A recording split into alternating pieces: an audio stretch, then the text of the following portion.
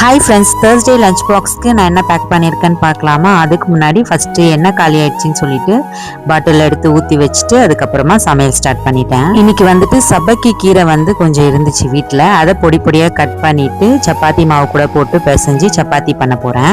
இந்த கீரை பொறுத்த வரைக்கும் எந்த டிஷ்ஷில் நீங்கள் ஆட் பண்ணாலுமே அவ்வளோ ஃப்ளேவர்ஃபுல்லாக இருக்கும். அது ஒரு வடையாக இருக்கட்டும், போண்டா, அதுக்கப்புறமா இந்த மாதிரி சப்பாத்தி எல்லாம் போட்டால் கூட சப்பாத்தியோட ஃப்ளேவரையே நம்மளுக்கு சேஞ்ச் பண்ணி கொடுக்கும். காலையில் பசங்க சாப்பிட்றதுக்கு சொரக்காய் பொரியலும் வேக வச்ச முட்டையை தான் கொடுக்க போகிறேன். ஃபஸ்ட்டு சொரக்காவை பொடி பொடியாக கட் பண்ணி எடுத்துட்டு அதுக்கப்புறமா தாளிச்சிட்டேன்.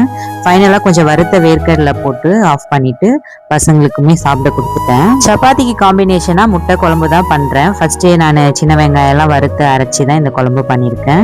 முட்டை பசங்களுக்கு காலையில் சாப்பிட கொடுத்துட்டேன். ஸ்கூலுக்கு வந்துட்டு எப்போவுமே கொடுத்து அனுப்ப மாட்டேன். இந்த கிரேவியில் மட்டும் சும்மா இந்த உடச்சி ஊற்றின முட்டையை லைட்டாக போட்டு லஞ்ச் பாக்ஸ் பேக் பண்ணிட்டேன். ஸ்நாக்ஸ்க்கு மேங்கோ பேக் பண்ணி பசங்களை ஸ்கூலுக்கு அனுப்பியாச்சு.